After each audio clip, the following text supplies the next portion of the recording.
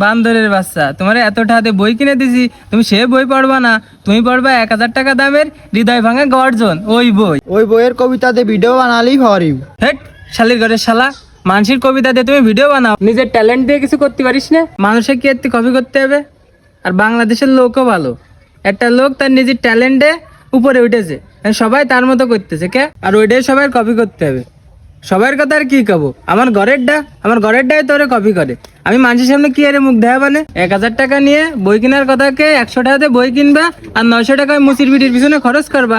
আব্বা কথাবার্তা চন্দ্রবিন্দু দেখুইও, মুসির বেটি কিডা? হাট বেয়াদব, তুই মনে করেছিস আমি কিছু জানি না? তুই চলি ঢালে ঢালে, আমি চলি পাতায় পাতায়। তুই ওই বাপ ফিরে কোশনির যে ওই মুসির মায়ের সাথে তোর লাইন, তুই মুসির মায়ের ইশিতারে বিয়ে করবি?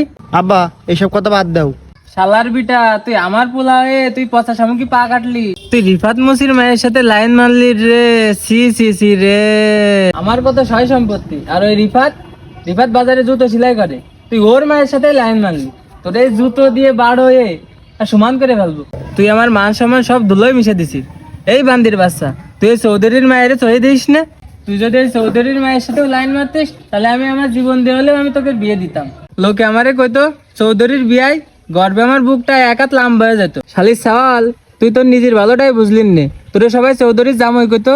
তাই তুই রিফাত মুসির মায়ের সাথে তুই লাইন মারলি। আমি আজকে বাজারে যাইনি, রিফাতের আজকে খবর আছে। আমার সওয়ালের পুঙ্গার মায়েরে লাগাই দিয়া কি ভেবেছে বিশেষ বাড়ি বউ করবে ওর মায়েরে।